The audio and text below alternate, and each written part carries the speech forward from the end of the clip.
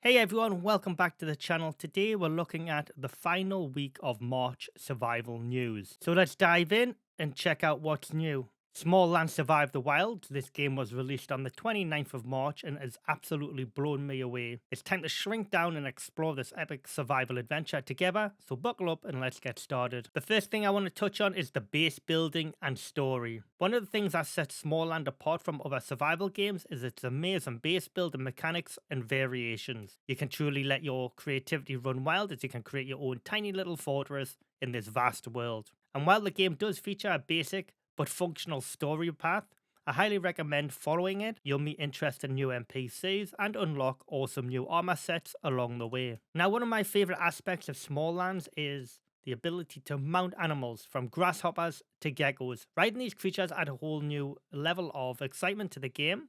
I mean, who wouldn't want to gallop around on a grasshopper, right? And to just give you an idea of how much I love this game, so far, I've already clocked up 42 hours and defeated 2 of the 4 main bosses. I am trying to take my time with this game between creating content for it and actually playing it and live streaming it.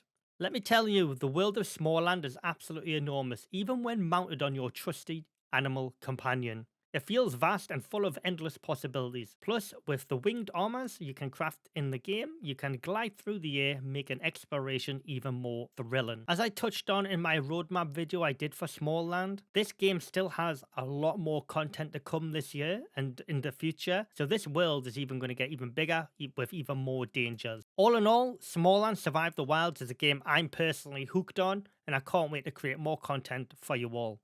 I'll be keeping a close eye on the game's development, and I'll share any exciting updates with you.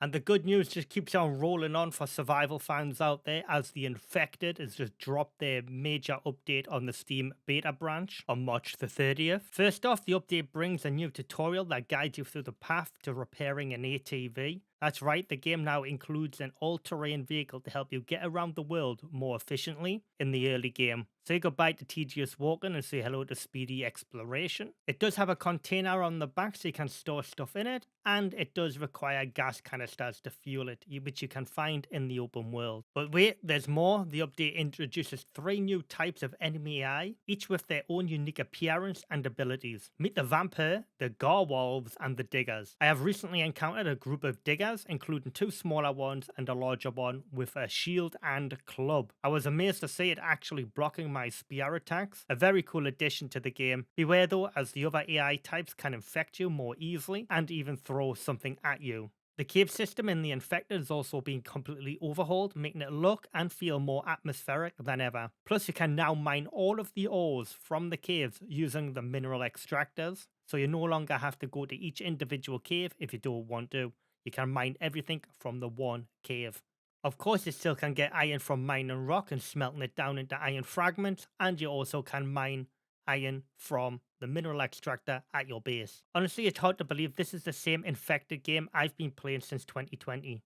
It feels like a completely new experience, but with familiar building mechanics we all know and love. There is so much to cover about this update that it really deserves its whole video in its own. I've already started creating guides for the new update, so make sure you keep your eyes peeled for them. I've just released a fishing guide for the update. As always, I'll keep this all up to date on any further developments with the game as well. And on March the 31st, Forever Skies shut their door on their Kickstarter campaign, raking in €59,166 from the €20,000 goal they set.